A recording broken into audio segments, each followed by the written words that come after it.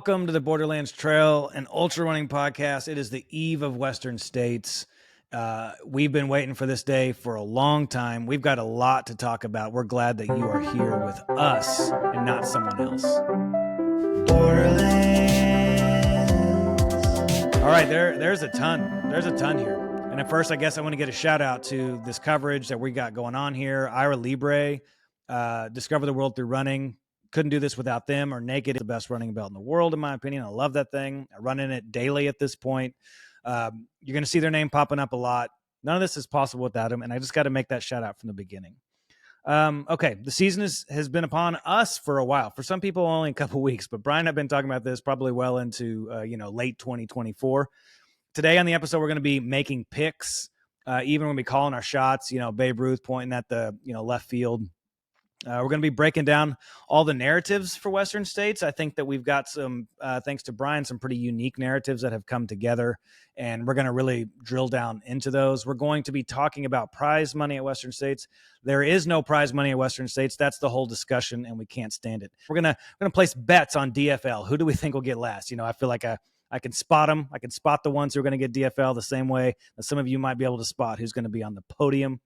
Let's see what else. The Hyperlyte Hotline, the jingle's still coming together, but we have the Hyperlyte Hotline. The hotline's coming together. I got my friend Ben Roby working on like a hot, nasty, like metal lick that we're going to play behind that.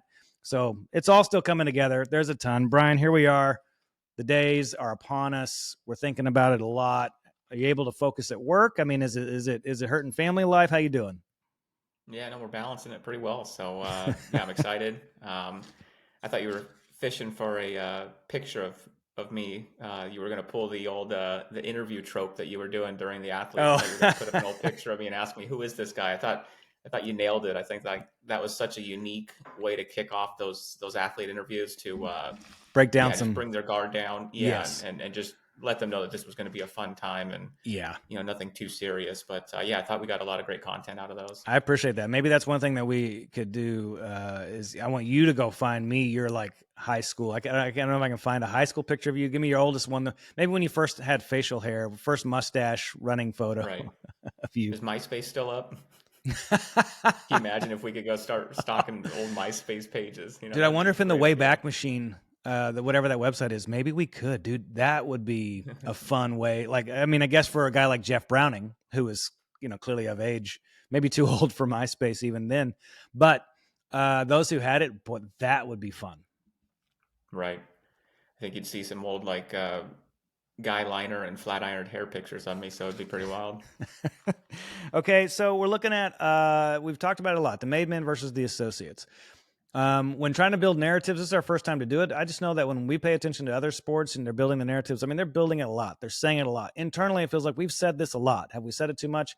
Probably not, because you all have other things going on. You have day jobs and you have lives and you're out running and you're juggling a lot and spinning a lot of plates.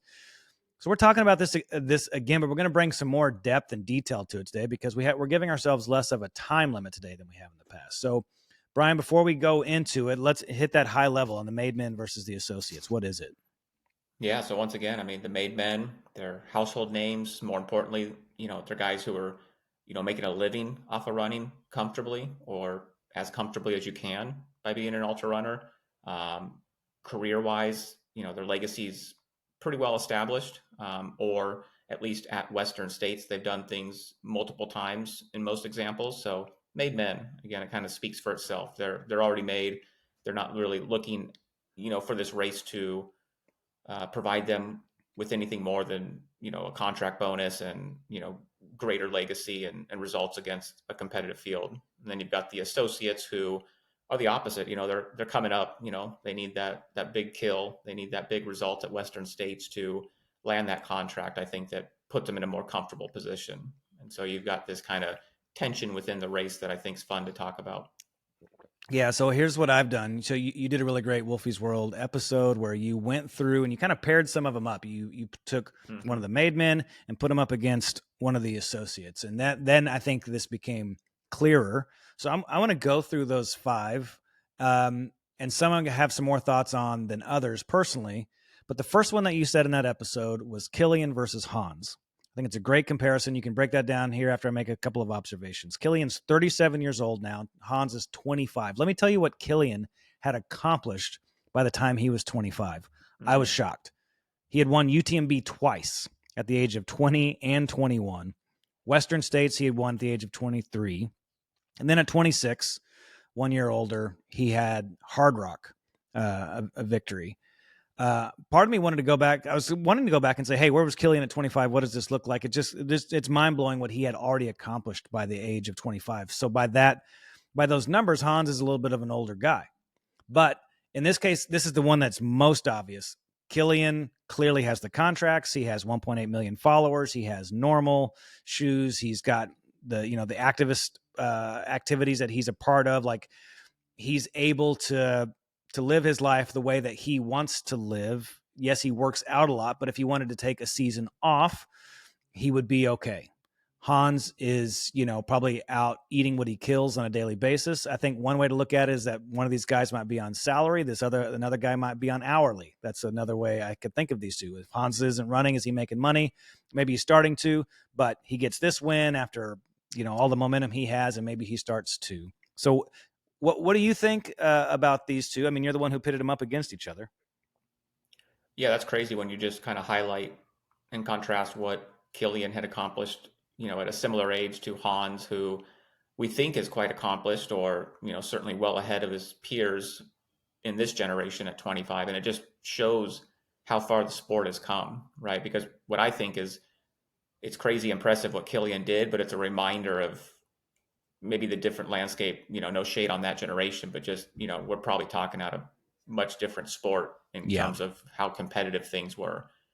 I think at 25, it would be incredible to even have just qualified to run those 3 races. So just getting into those races now is much harder than when Killian was coming up at that age. And so, a bit of breaking news. It seems like, at the Golden Trail Series, Killian said he had a bit of a cold. So, I think he finished like 27th or 28th at his race at Golden Trail over this weekend. And so saying the body wasn't, ready to go full gas. And so, like you said, at 37, maybe that international travel and illness isn't as easy to flush out of the legs. So we're obviously hoping for 100% out of the GOAT on race day, but not what you want to hear, the week before the race, that he's dealing with a bit of a cold. So hopefully that flushes out.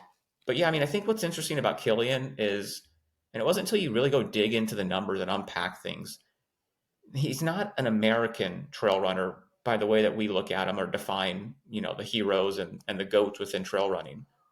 Like, this is fascinating. His fastest 100-mile finish is his 2011 Western States, from what I could find. 15:34, right? And so, that's pretty pedestrian in terms of what other elites have accomplished in this era at 100-mile races. Yeah. He's got very few 100-mile races under his belt as well. Like, if you go back to 2018 when he DNF'd UTMB, his only other 100-mile efforts is a Swedish race in 2022. He ran 16:12, and it looks like it was maybe a technical course, 10,000 feet of vert. But again, 16:12. 2022 Hard Rock 21:36. 2022 UTMB 19:49.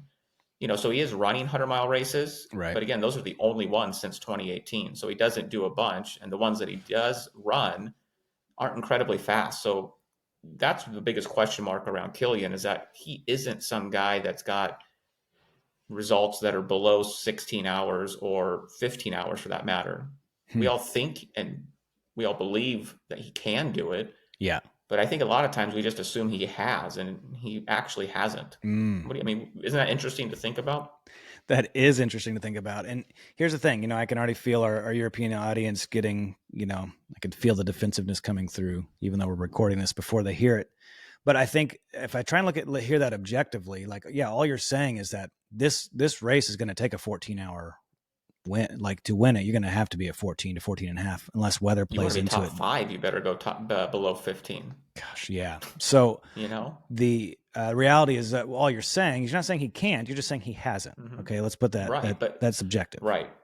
And that a lot of times his legacy and his reputation we speak about him as though he has, because Right. of what he's done at other mountainous efforts Yeah. with all, I mean, he's gone to Everest and done things. He's done, these FKT personal, link ups with crazy different. I mean, what do Yeah. you do, like 40 different peaks or something like that Yeah. in the And Chamonix Tommy Lewis, Valley? shout out, wanted to poke the bear a little bit on that one. Make sure we're aware of him as an alpinist. I mean, Right. unbelievable as an alpinist.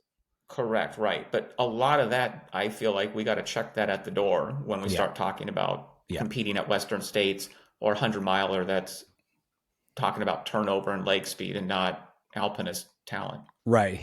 Alpinist talent. So, yeah, can a generalist win a race that now requires incredible specificity? That's the question. Right. And Killian is, he's a generalist who has crushed, so as I think of it as like, okay, is he the GOAT? It just has to be toward what? He is the mountain goat. Like when you think about European running, and I am not the authority on this. I live here. I've gotten a little bit better at understanding. Many understand this better than I do. The mountains are enormous here. The only reason that Hard Rock calls to the European runners, the Ludovic Pomerés and now, of course, I'm blanking on all these great French runners that go and dominate Hard Rock. Xavier Thevenard, they go and they run because it's the most like European running. It's the race that they're most likely to dominate because that's the San Juans are what closest thing we have to the Alps. Killian was, born, was it the Pyrenees? Like he's just a big mountain guy. And this is not a big mountain race, relatively speaking. Right. But here's this. If it becomes a race, if it's if there's a real race happening here and it's not just a course record, all out blitz, of course, I'm not going to bet against Tom Brady, even if Tom Brady's 45 years old playing for the Buccaneers, because he knows how to race. But is the speed there? I think those are two different things. At the same time, the race is going to be speedy, but strategy, of course, Killian. Yeah. Yeah, it's wild because he does have speed because in his resume, you see these 50K and sub ultra distances, like, something like Sierra Zanal that he's just owned and put his stamp on, right? So like Yeah. we see these short distance mountain races where he's crushed it, and he's faster than Jim on these other race distance Yeah. profiles that are sub ultra in length, right? Or the marathon distance length. But he hasn't done it at 100 miles. So it's like he hasn't married these two efforts of like a Sierra Zanal and a UTMB at a 100-mile event where you have to go sub 15. And so I think that's what's really fascinating for me is that it's not will Killian win like he's the favorite in the field. I think it's can Killian do this? And it's like, how many opportunities do you have at 37 years old? You're considered the greatest of all time at mountain running to go Yes. to a race and have somebody like me question, can you do it? So it's Right. not, again, throwing shade on him. We're celebrating all the things he has done and accomplished, but we're fascinated by the fact that he still has yet this to prove himself with, because again, he hasn't run the race since 2011, and when Yeah. he did, it was 15:34. So we'll just let the facts be where they are. You can't Right. debate that. Yeah. And one of the stage debates we established that Courtney's course record is 15:29 for the women's field, and Killian's the 15:35. So he's not even hasn't even ran. And when he was younger, perhaps not fitter, but just when he was younger, he was still not. Courtney would have beat him. Right. That's interesting. But Hans, on the other hand, okay, the bet on Hans is awesome. We had a great interview with him. Obviously, high on that awesome documentary that Hyperlyte did about him. It's just so much to be bullish on. Like my heart wants Hans on that top three. I'm not going to know my pick for Western States until we get there. But I'm always like a homer. Not a nationalist, but I'm a homer. I like my American runners. I want to see an American get up there. And so I'm just stoked to see a 25-year-old kid that's crushing it, who has that, like, needs that win, like we talked about with Dan Green, like get that Cocodona win, like that moves the needle. You need that win, give him that win to move him over into the made man category. Give him, we also talked about it as like, what's it called when a professor gets tenure, like get over in that tenure position and just be able to then just focus in on that trail. are focusing on the running, focusing on the big wins, like set yourself up for a big, long career. I think it was a great comparison to compare those two because in my mind, at least, I think where Killian is now, Hans could be there with a good 10 to 15 years of productivity, which major asterisk. Who knows if that's, 10 to 15 years of remaining healthy and motivated. Right, exactly. I think it was fun to put Hans up there because I think, like we said, Hans represents most closely in this race who Killian was the last time he ran it. Yeah. And so, it's fun to see, and hear the excitement coming out of Hans' voice about this race. And, the documentary did a good job of just showing how committed he's been to the path of getting into the race. Yeah. And like, that's what we highlighted is like, you go watch the kid and just see how much effort, sacrifice, it took for Hans to even qualify for this race. And then you look and see, what it was like for Killian to get into the race in 2010 and 2011. You couldn't have two polar opposites. Right. So just getting into this race now, is the equivalent of, top 10ing it back in 2011, 2010. So yeah, I'm looking forward to seeing how Hans's race plays out on race day. Obviously huge fans of him here at the podcast. Training wise, it looks like he's had a very smooth, training block. I'm sure, there's more nuance within the plots on the Strava graph, but yeah, it looks clean. And you can't train youth. You know what I mean? Like what I'm saying is that like Killian can't train out 37 years and 20 years of baggage on his body. Like that is what it is. You can't get rid of that. And yet Hans doesn't have to worry about that. So it's just going to be a unique, kind of experiment to see, how those two play out. Yeah. It'd be fun to see him, at some point just running side by side, the greatness of Killian and all that he represents and, Hans, like it'd be an iconic photo, hopefully, because to go 15 years in the future and look back and say, there's that's the thing. Passing of the torch. It's going to be interesting. I'd love to be inside Killian's head and kind of see what it feels like on race day, because the last time he's experienced this race, the strategies have wildly changed. Oh, yeah. It always used to be like it doesn't start until the river.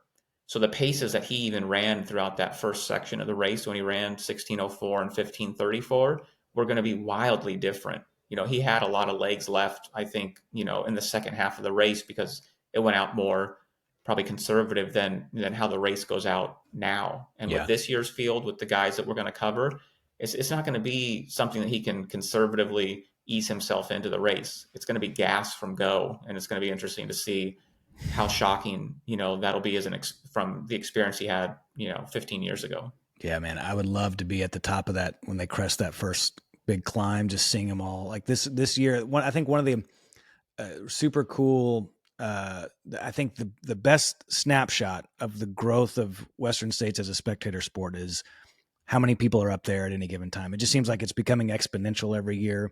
And so just to be up there as these guys are coming through and that, it made me think of that just from the gas from go, like, man, what's that going to be like this year? Right. Seeing this, essentially the Hall of Fame, running up and running past you. I think it's going to be incredible. Okay. Rod Farvard versus Vincent Bouillard. Right. Rod, I mean, last year, so you called him a made man. Was it his 14:24 second place at Western States last year? Is that what made him to you? I mean, gets a lot of results elsewhere. I mean, why does he get to be a made man? Yeah, I think it was that. It's what he did at Canyons. He's gone out and put up course records and victories, with abundance. He's, I think, taken down a Jim Walmsley course record. And then, like you said, we witnessed him push Jim all the way to the finish, last year and finishing in a very impressive time at States. Yeah. And so, again, made men isn't the equivalent to tenure where you've got a decade worth of, results. It's not Mount Rushmore where you've established yourself as a generational great amongst your peers. Yeah. It's just within the terms of this race, you're one of the made men who have probably already achieved a level of financial status. Yeah. And certainly recognized at this race as somebody who's a favorite because of what you've done here and other results. And so, again, when you clearly define it in that term, I don't think you can omit Rod as one of the made men in the group. Yeah, and I think so. Vincent, since we're on an American podcast here, Vincent is. I mean, I was surprised to see back in 2023 that he got first at Gorge Waterfalls. Mm-hmm. I mean, so he came last year. One of my favorite things was that, as a snapshot for where Trail is, was that when he won UTMB, I had no idea who he was, and then when he gets talked about as he works in product at Hoka. It's like just this out of left field, which he had by that point. I think it's a charming narrative, and maybe one even fabricated by a PR department somewhere. Not fabricated; Right. it's factually true. But it's it's like he's just probably really good at product or something. But running is his thing. To win UTMB, it can't be a mistake. Is it the American equivalent of Dan Green working at a specialty running shop? I mean, it's because to me, it's like that's it. A guy working within a specialty running shop and happening to be a fantastic runner isn't alarming to me. Like that's almost status quo. Like it's a big deal, right? Like right. Yeah. So I mean, he's got the wins. I mean, that he's an associate. I put him as I agree with you that he's an associate on American terms because he hasn't established himself here. Is he speedy? I mean, he's got Chianti. He got third, but I don't know if is that a super speedy race. A handful of races that we hadn't heard of. Clearly, well, I mean, he won Kodiak. UTMB in an impressive, right? What's that? Winning UTMB. Right. Going sub 20 hours. I mean, yeah, he's definitely somebody with the talent. Yeah. But like I said, I think he was just an associate because he hasn't, other than Gorge, had these big results here in the States. And so doing something like top fiving here would be a very helpful way towards making himself a made man with that name recognition, to our audience. Yeah. Yeah. And, 2024 CCC, 15th place for Rod Farvard. And then Canyons first at 8:44. So you see if you were like, because I also want to see these guys the same way that you did Finn and Max for Cocodona. Like I'm also thinking, okay, you're kind of comparing them, but it's because there's likeness. I would also like to follow in race. Like, all right, are they similar style runners? Will they be hanging with each other? Will they be near each other? And I think with the type of course it is, I don't know if they would end up near each other. I mean, Rod is just super speedy, and Vincent, all of his records by and large, outside of that Gorge Waterfalls, they're all on these big, European courses. So speed for me on some levels, not an expert, to be determined. It's not obvious to me. Does he have the speed to keep up with a Rod Farvard? Right. Yeah. Like Rod's put out some great interviews, that I've captured in preparation for Western States. And yeah, I mean, it's a whole different mindset.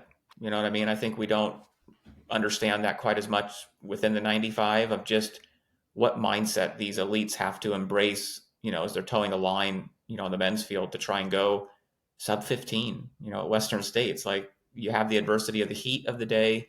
You still have climbing. Like this thing isn't like Javelina, where it's a pretty flat 100-mile course. I know it's net downhill, but you also have sections. I think that, most people go to the Memorial Day training weekend, or they get their first experience of the trails and they realize the parts that are easy, that were supposed to be easy, are harder. And maybe the parts that are supposed to be hard, they perceive to be a bit easier. That's coming straight from David Roach. And so, yeah, I mean, I don't think this is just quite as simple of a course to put together a strategy and a pacing plan and have everything go smooth to just, kind of, not have your best day and still go sub 15. And so, yeah, I don't know that some of the Europeans that come over necessarily on their first crack are going to have the right mindset and plan to put together a sub 15 effort, to be in that top 5 area that we think it's going to take this year. Yeah.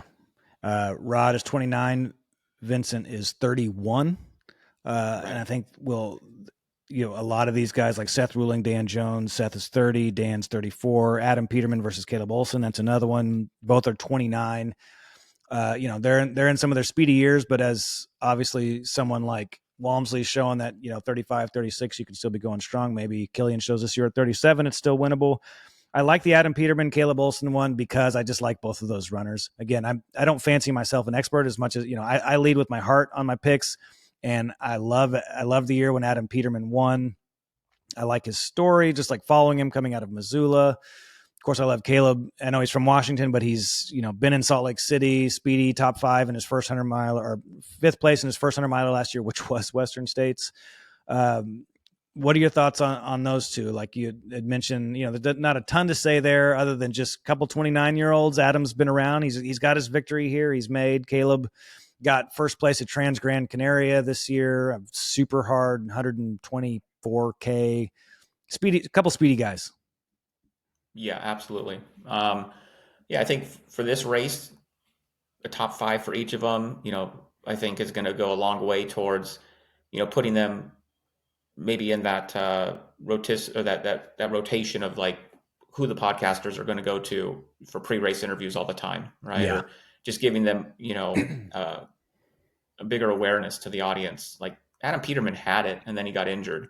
Right. So like my hot take here is that Peterman's going to be top 5, maybe win the damn thing, and then everybody's going to remember why they loved him, why he had a nickname of Peter God for a year and a half, right? It's just kind of shameful and telling on ourselves of how fickle we are as fans that like Adam Peterman is flying under the radar at Western States. It's not that everybody doesn't know who he is, but it's just we've forgotten how talented he is or how exciting he was to watch race when he went on that undefeated heater. Yeah. And I think maybe there's a little bit like the Killian this year where he's 29. He has already got a Western States victory under his belt. He has already, like you talk about in terms of fame, he's already had a rise and fall. I mean, that's dramatic language, but he's gone up, he's gone down. And on some levels, you're exactly right. He's not remembered, as we talk about how exciting is it that's Killian and David Roach and all of these folks. Well, we've got this guy here who has won it, who raced it well. The time was, I think, 15:20, 15 something. So far from course record, but he raced and he won. And I think as a fan, I want to see a great race. Adam Peterman's clearly a great racer. If he's up there, I think it's going to be just a blast. So he's a tall drink of water. He's all legs and lungs. Just a fun guy to watch run. Yeah. It's disappointing though, because he won his Western States during the era of Jim being over in France. Yeah. And I like it. What I compare that era to is like when Jordan walked away from basketball to go play with the White Sox. and you got who won the championship while they were out? Was it who was that? Oh, like Houston? I can't remember. 93? Yeah. Basically when Jordan stepped away, two franchises I think won the championship while he was out. And so it was kind of like that asterisk of like, you got it, but Jordan was gone. Right. And so I think that's the disappointing part about this field is that like Walmsley got injured. And so again, it's going to be, you got the Cougar, but the GOAT was gone. You know what I mean? Like we still want to see Walmsley come back to the field and see what happens when he races, these guys, who are trying to win states with him in the field. I think it means more when Jim's there and you win, than when he has to step aside. I think you make an interesting point so Jim had to go to France and live, in the foothills of the Alps to wrap his head around a very difficult, uniquely difficult race that is UTMB, to be among there and to be essentially mentored by Francois Dane, immerse himself in it in order to do it. Does that work both ways? I mean, is that, if anyone, I haven't seen anyone, that's been prominent, I'd love to be corrected if I'm wrong, coming from Europe, who is so obsessed with getting Western States that they move to the area and only focus on that and forget about all of their European races. I mean, I think, could you train for Western States and dominate Western States while living in France? I mean, technically, Jim could have done that living in the San Juans and gone and continued to try to do that UTMB. All that to say, like, I want to believe that it goes both ways. And, is that the advantage of a Peterman, and being American, living here, living near the course? I mean, do you see where I'm going with this? I'm thinking out loud here. And it's a new thought to me, but the obsession coming toward Western States to win that race, does it take the same level of obsession that Jim gave to Europe? So America going to Europe, running that, does it take a European coming here, living among the people and racing that course and training on that course in order to dominate this course? I absolutely think so.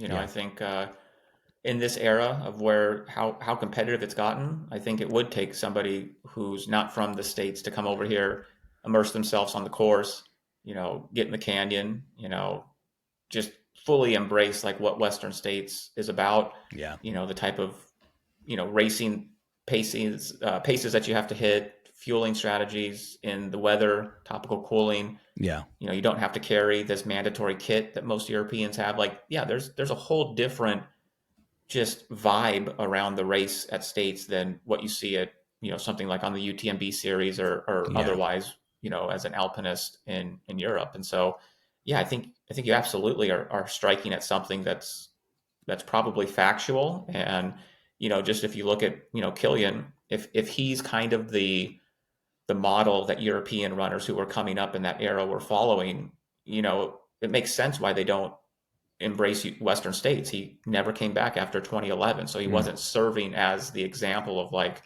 all right, guys, you come over here, you train, you put in 3 to 5 years worth of work at States, you win a couple, no, like it wasn't a priority. It didn't, vibe with what he wanted to be doing, as a mountain ultra runner. And so you don't really see that European presence of dominance at the race.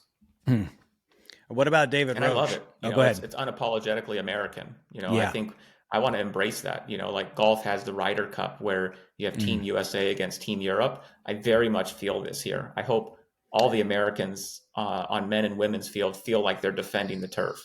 Like if it's not me, I hope it's a fellow American type thing. The Cougar stays in the States. You know what I mean? Like we should start branding that around the race, because for other competitions, like, other sporting events, like these, national allegiances as fans, right, to the states or the country that you're from, it just makes it more fun. Like at the end of the day, like if we can celebrate that the Cougar stays on American soil, that's cool. Yeah.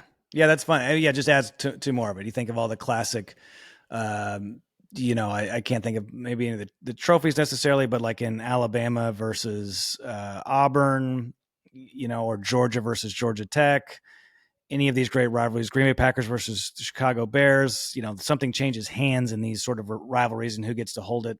Not that we have like a central holding place, though. I guess Free Trail's trying to do this Hall of Fame thing. I don't know if that'll be an actual building. Doubt it.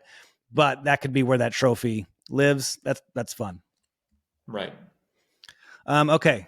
37-year-old David Roach. He's the same age as Killian. And when I think of age for Killian, we go back to 20 years old, 21 years old, 23. He's crushing it. He's got all these accolades. David Roach is building, like stacking wins in the last year and a half. I'm shocked to see his age. If I didn't know that much about him, which I didn't really coming into this last year, I'm not in the target demo of his podcast. It's not something that I necessarily engage with. So when I learned that he was 37 and getting these crazy wins that he's been getting, man, I was just super impressed and surprised that he's 37 years old. Right. Yeah, I agree. I mean, I think he's always been, on my radar as somebody with extreme talent in trail racing, not at the ultra distance. He was kind of more, in that Joseph Gray kind of American mountain Andy Wacker style of racing, for, the last 10 years or so. Right. And then he's decided that it's time in his life to pivot up, shoot a shot, and take on some of the 100-mile events. And he's had success. It's validated that, this was something that his mind and his body was built for. And so he's embraced it. We all know the YouTube content, and again, he is such a definable character that he's even got a parody account. There's a YouTube channel that does parodies around the videos that he makes, and those have huge engagement. You know what I mean? Like this guy's like, he's basically like an actor. He does such a great kind of SNL skit vibe of the latest David Roach video. And, David embraces it. He knows that if, parody is the highest form of compliment, right? Like you're doing something right if somebody's going out there and parodying your content. So yeah, I mean, I think the only person you could stack up against David because of how unique he is for all the things we've just mentioned, is David. And so he's both the associate and the made man, I think, that he's squaring off against. And I think that's something he's battling between his ears of, am I really a made man? Do I really belong, at the top end of this race versus, I still probably have so much to prove to the field, and, I don't belong up there with the Killians and, Yeah. the Dan Joneses and, just everybody else that we've listed that have done it here at this race. And so, yeah, but what's great is that he shares all of this on his podcast and his Right. YouTube videos. So we know exactly what's going on, between his ears. What's crazy, Matt Daniels talked about it, is just how open the athletes are now, publicly about their injuries, Right. about the things that they're dealing with. I don't know that I particularly like that as much. Jordan would have never disclosed a, knee injury or something. You know what I mean? Like Right. but we're also in the age of content and needing to have something to talk about. And also, I think David Roach is also positioning himself somewhat as a science. He's donated his body to science already, in some senses. Right. Where he's just talking through everything that he's doing all the time. But at 37, yeah, he feels. I get the tension of why you picked him as a made man and an associate, because at 37, he is, to me, both like established, huge podcast, the top running podcasts in America. But this win, something about then when I think, okay, he's going in to win Western States. If he gets a win at Western States, that's a next level of made to me. Thus, if the win here makes him made, then that's what then would default him into the associate category. Yeah. I mean, like I said, like what's fascinating about David is that he is the greatest trail running athlete with a podcast platform.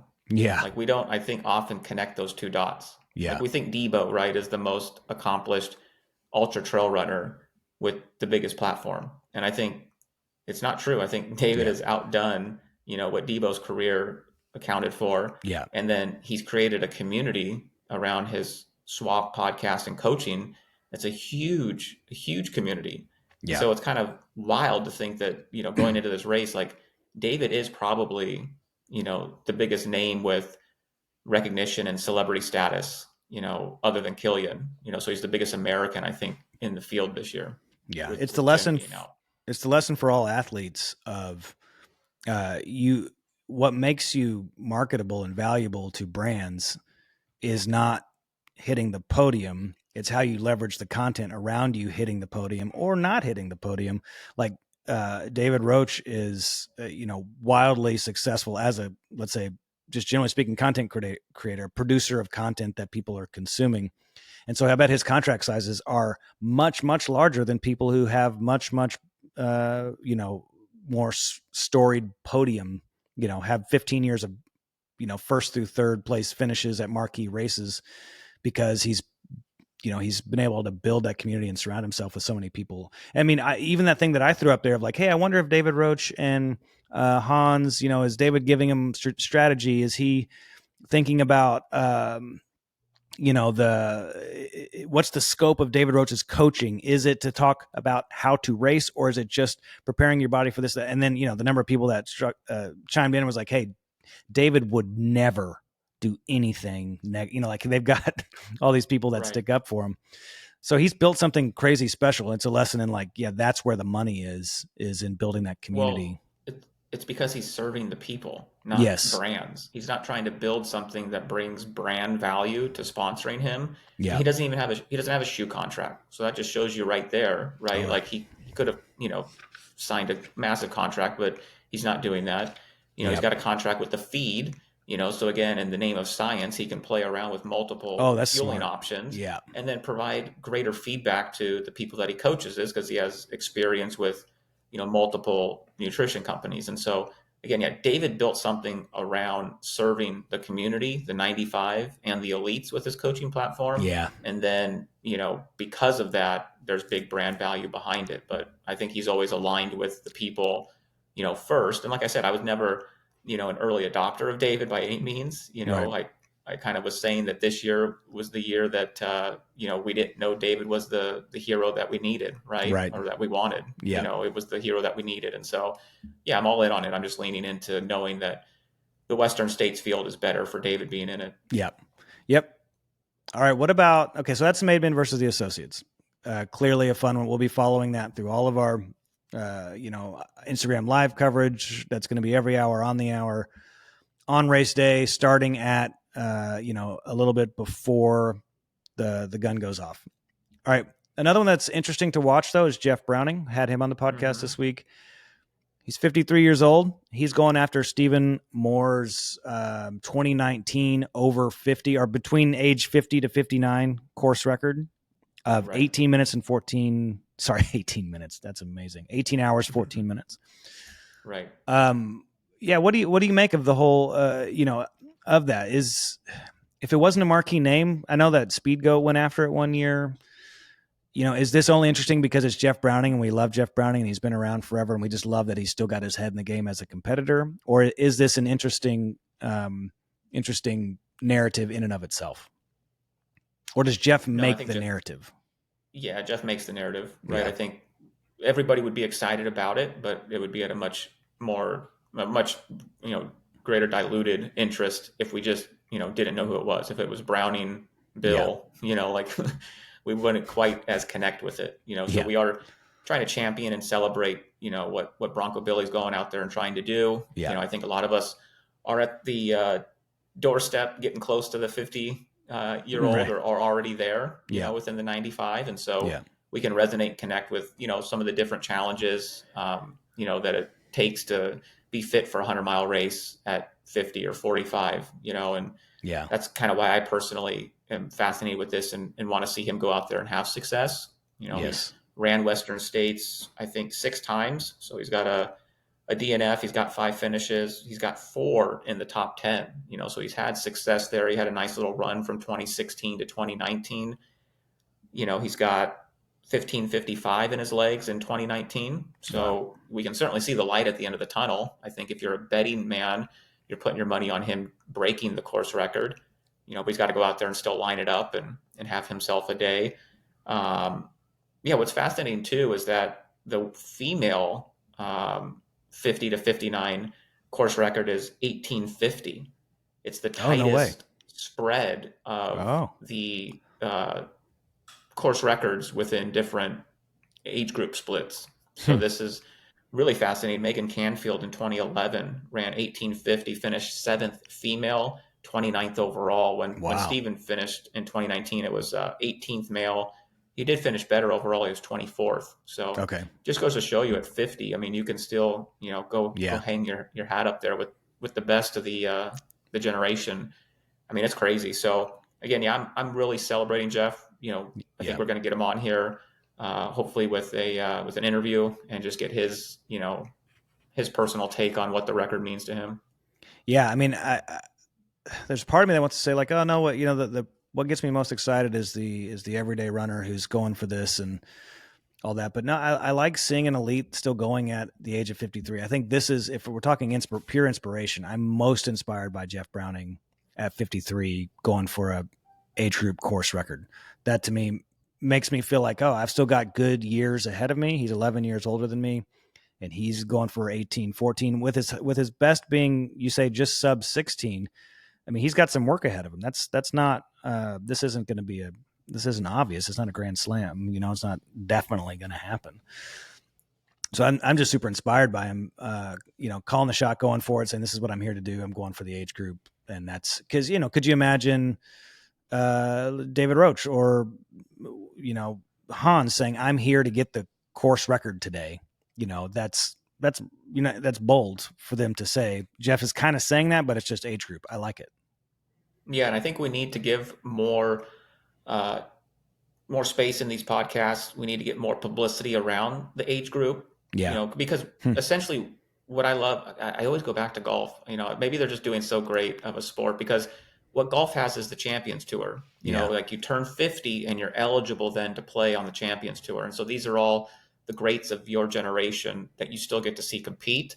But then they also they go back and forth. So they'll still play the major, events on the PGA Tour, where all the legacy and the money's at, but then they'll go compete, in the Champions Tour. And I think what that 50 age group record is the equivalent of kind of that Champions Tours. We get to still see somebody go out and say, I'm going to do this thing with an incredible, uphill battle, right? It creates some tension in the race. At 50, like your days of top 10ing at Western States are behind you, but there's still something you can get, your competitive juices flowing for. And if we do a better job of that, it brings value to that. Yeah. And so you're going to see more of the elites as they age want to stick around as a competitive participant and not just kind of hang the shoes up, right? And so I think we just do a better job of celebrating the elites as they, age into these age groups. If we celebrate the records more, I think, and it's something that we resonate with. It's kind of that sweet spot of like celebrating the 95 and the elites is the aging group records. Yeah. Yeah. Yeah. I think the reason and that, so, go ahead. No, I was just going to say on that note, this weekend there was an Aire Viper race in Flagstaff, and Trueheart Brown. I don't know if you remember Trueheart. He came out of nowhere to win Black Canyon 100. I think 2020. I think it was. Beat Anthony Costalis and a couple other guys. It was an impressive win. Well, anyways, Trueheart Brown is like 45, 46 years old. He just won this Big Pine 50K in Flagstaff, 3 hours, 32 minutes. So I'm calling it now. I want Trueheart to qualify for Western States in a couple of years. When Jeff gets this course record, I think he's waiting in the wings to go out and be the guy that takes down Browning's, 50. So that's what I mean. Is like, these are cool stories that we can pull out and, get excited about. Yeah. The one thing I was going to say is that, comparison to golf is it's as far as an individual sport that's commercialized really well and then built in levels of creativity of how to be an individual sport still while doing team stuff like the Ryder Cup, like you mentioned, and just how to celebrate the individual. And then they're thinking from a commercial standpoint, okay, Ernie Els was great for us all these years. We got to keep him on the course. Let's build this league for older people, or Jack, so that way you can just see them always. As fans, as trail continues to commercialize, let's fast forward to 20 years from now. We want to make sure that Hans, 30 years from now, is still out there racing because he's a nostalgia play at that point. Commercially, the sport is as big as golf by then. It's a great nostalgia play. Yeah, it's funny. You definitely see like the branding and sponsor relationships on the Champion Tour kind of change. It's like back creams. It's Charles Schwab. For what are you doing with your investment portfolio, right? It's a lot of these type of pharmaceuticals that lend themselves to the aging demographic. To older people. So, I mean, there's still branding opportunity that we can grow this sport into for Metamucil for those 50s. Old guys. Yeah, exactly. Okay, one last one here before we just go into our overall picks, and that is the 200 milers. Dan Green, Joe McConaughey. We also have Harry Sabertis in there. Dan's a favorite, but also Dan is. I mean, Joe's speedy, but Dan getting that 12:58, like we talked about on the podcast with him. I mean, there's some real speedy legs in there somehow that can just keep going and going and going. Course record at Cocodona, even though it was 7 miles longer, he still got a course record. With Cocodona being 7 miles longer than in previous years. I mean, my money's on Dan. I mean, my money's on Dan as the 200-mile champ in this, beating Joe and Harry. And, he's also going to be way up on my list in the top 10. I also lead with my heart. Yeah.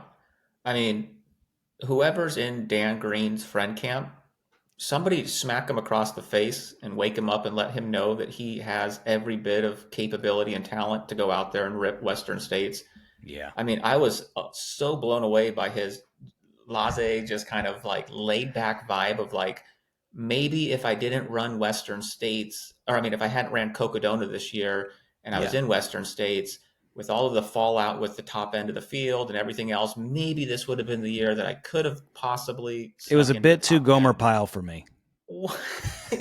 I mean, come on, buddy. Like 12:58 at Javelina. Like I mean, I don't think that you're somebody that has to back themselves into top 10 at States. I think you can do it this year. Yes. And I'm going to say it now. If you do that this year, I mean, I think you're on a trajectory to be the Courtney of male trail running. 100%. We don't have anybody. Correct me if I'm wrong, but who's the equivalent that's out there winning 200-mile races and then also winning things like Western States from the men's side? I think we always marvel at what Courtney does because nobody's shown the capacity to do that within the same calendar year. Yeah. And like Dan Green is right there capable of doing it. Yeah. Again, it's a big ask of him, but boy, Sure. man, I think Go win it. I think he's got that dog in him somewhere. You know, get that Courtney at Hound Dog Dauwalter hunts money out there in West Virginia. Yeah. Yeah, dude. No, I love that. I mean, that's where I'm at on Dan too. Obviously, super high on him. I like sort of his aw shucks, like chill attitude, but it's the same thing as Courtney. Like, what? Neither of them really show you the like what's burning inside of them that makes them keep going so fast, so far into a race. Now, of course, Courtney has way more wins and way more experience, and Dan we've seen it a handful of times. But yeah, what's that fire? And it certainly doesn't show up in interviews for either of them. Right. Yeah, they come across as just, give me some Swedish fish and, right. just a handful of quesadillas or whatever. But yeah, I mean, I'm excited, man. I really want to see Dan Green go out there and get top 10 like that. That's just something personally that would satisfy me as much as seeing, somebody like Hans or Seth win, is to see Dan Green go out there and back up Cocodona with a top 10 at States in a field that's, being talked about as, one of the greatest fields assembled at Western States, even with the fallout. So come on, Dan, we got it. Yeah. Now in the 200 conversation also is Tara Dower. And we talked about her of being able to go further. I mean, that 200 miles still feels like a warm up for her to some degree with the record, with the Appalachian Trail record this year. Got the big contract. It was in the news with, was it Ultra? Is that what I'm thinking of? Mm-hmm. Oh yeah.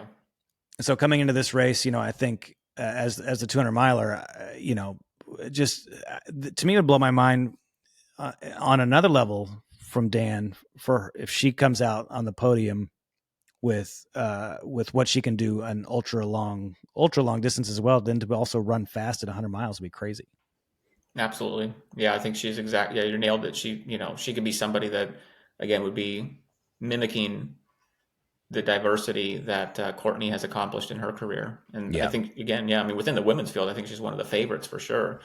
She's certainly getting, the press coverage and, talked about and picked, I think, within, the fantasy leagues as somebody that's going to be, close to, if not winning, hanging around the race all day long.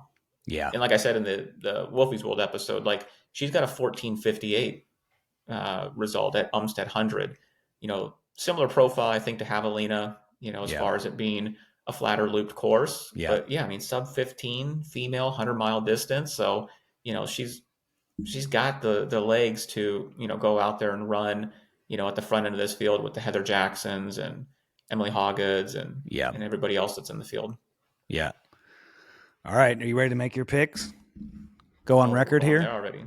Matt Daniel said that he was, arguably more excited about the women's race. I wish we had time to talk about that with him just to get some insights. Cause there's just been so much hype around the men's race that, I've missed a lot of that. I think when you're an elite male, because you compete against the guys so much that you can't be a fan. And so that makes sense from that perspective that as an elite male runner, you're more excited to be a fan of the females. Yeah. Right. Like if I was an elite and these were the guys I'm competing against, they're either I'm either, like you said, he's either biased and he's all in on Seth because he's obviously part of the Boulder boys and he's going to crew him and pace him. Other than that, like you're rooting against everybody else that day. So, the female field gives you an opportunity to just be a fan and celebrate whatever happens on that day. Yep. Yeah, I agree with that. All right. Do you want to do your top 5 male first, or let me do my top 5 male first? Yeah, it's fine. If you're ready, go ahead. Yep. Okay. I was just saying, Caleb Olsson, this is not in order yet, but Caleb Olsson, Hans Troyer, Rod Farvard, Dan Green, Vincent Bouillard. That's what I'm going with. Got to have a little bit of an upset in there. Otherwise, I mean, it's just all the names. Surely there's going to be names that show up in there like Hannes Namberger from Germany. Like there's going to be people that surprise us that we've never heard of. So that's where I don't fancy myself this great oracle of of trail running, but those are the people that I want to see on there. Those are the people I think have a high likelihood of being on there. And then after you say yours, and I'll go with who I think number one will be. All right, I got Seth Ruling, Hans Troyer, David Roach, Adam Peterman, Dan Jones. And then who's your number one out of those? I mean, I'm such a fan of his now. I got to go Hans Troyer. Yeah. How crazy would that be? That's as biased of a pick as can ever be made, but just there's nobody on race day that I will be pulling harder for to win, than Hans. And good point. I think, again, I don't think he's the champion that we wanted coming into the race with the Walmsley and the Haydens and everything else. But with what this race has shaped into, the momentum of the documentary, I think he's the one that would bring the best storylines out of the race if he won. Like, it would just, I think, catapult him in such a way. And yeah, I think if he's going to have a big career, let's start it in 2025. Who do you think has to win this race in order, like, fill in the blank? If fill in the blank, this person wins, the sport grows the most. Meaning, does a Hans win grow the sport? Is it the David Roach? Is it Killian? Like, is there a winner that's clearly best for the sport and the growth of it? Good question. I would either say Hans or David. Yeah. Yeah, I wonder if it pulls in a lot more of his audience into it. If Adam Peterman wins, I think that's great for the Uber fan. Yeah. Right? The really, mastery level fan. If Dan Jones wins, I mean, yeah, that'll be great for his country and, for everybody that's a fan of him. But, like, again, I think he just kind of sits in that awkward area of kind of not coming from a necessarily celebrated trail running Mecca country, and then also not fully being, he's not living in the States full time, I mean? And so it just kind of sits in this weird kind of, gray area. And yeah, I mean, if Killian wins, it's not going to do anything to level up the sport, just because I feel like, Killian's already done everything and taken the sport to where it's at now. He's not going to be the one to take it to where it's going to be 10 years from now. Yeah. Yeah, I mean, this is how I am with everything. Like, growing up a Texas Tech fan, I mean, you have to pick Texas Tech to win, and it's never because they are good enough to win. Like, you're always picking based off of your heart, and you just like, I want this thing real bad, and you try to will it into existence as a Tech fan. Now, I'm not saying that where this overflows and who my pick is going to be, that it is that they are someone that needs my will to get them there. It's just, man, I would, how pumped I'd be if Dan Green won this thing. Because if coming off Cocodona, like, it's the best story in trail. I want Dan to take over as the best story in trail. He's the best story in trail for Q1, Q2, early Q2, most of Q2 until this. But if he wins this, to get Cocodona and Western States in the same year, that will never be repeated.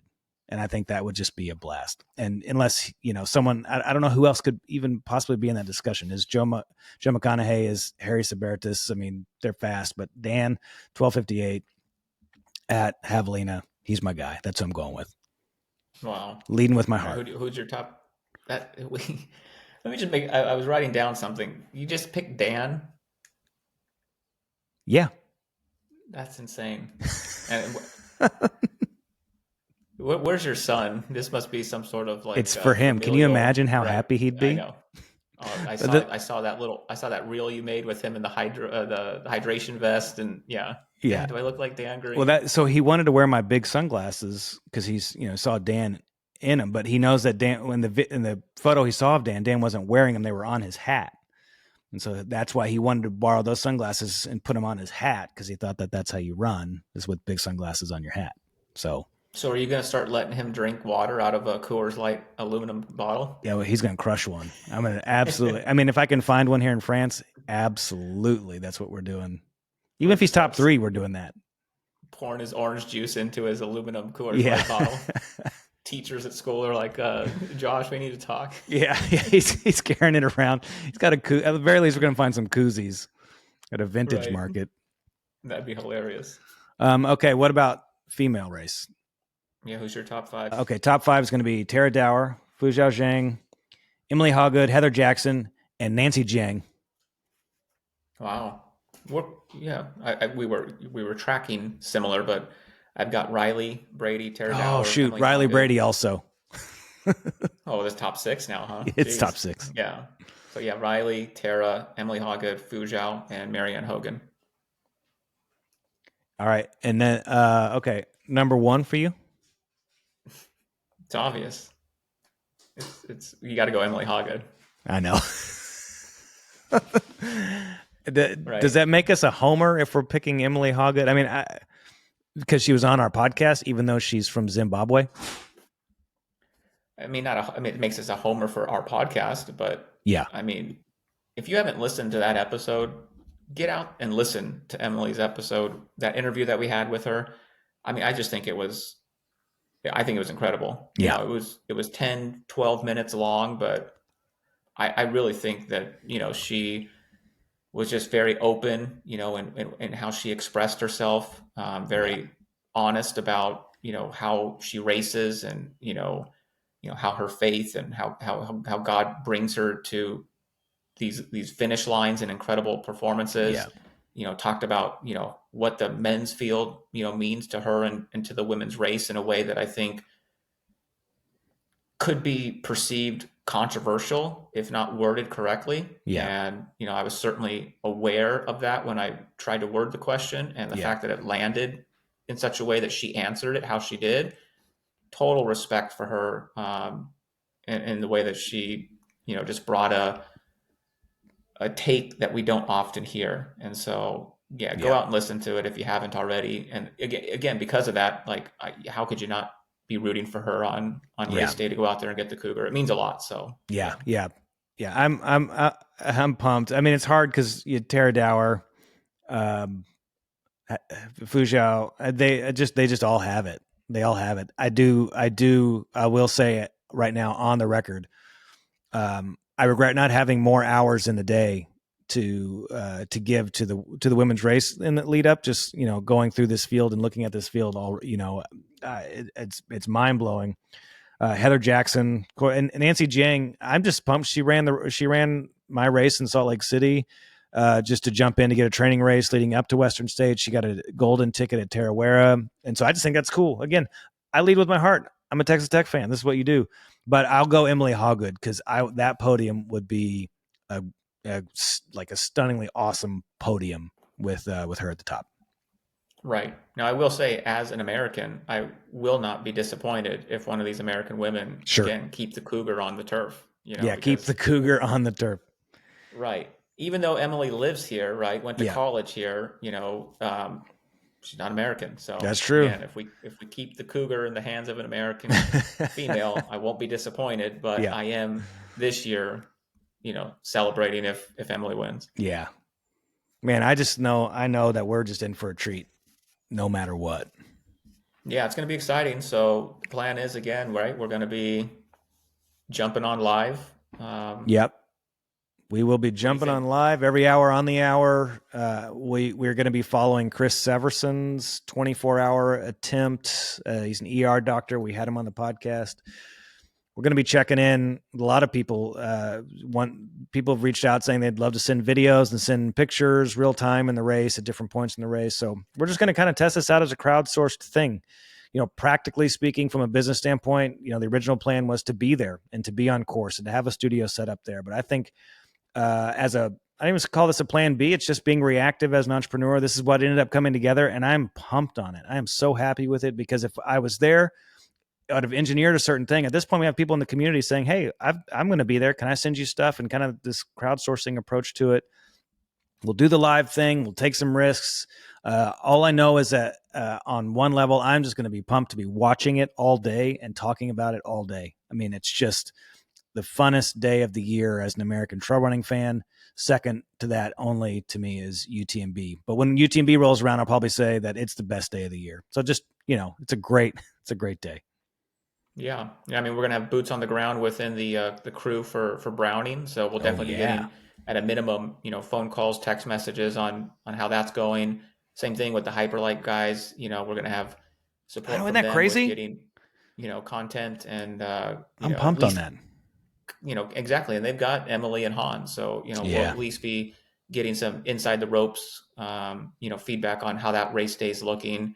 So yeah, I mean, it's gonna be good. What's the kickoff time? When are we going live? Are we there as the shotgun shell falls for the Yeah, I start? Are we mean, there yeah, at the practically start mid? speaking, we're going to have a 30 to 45-second delay because of technology. So, we're going to be in it a little bit before, and then they'll take off and we'll chat for a minute and then we'll go. And then we'll come back at the top of every hour following until we have F1 across the finish line.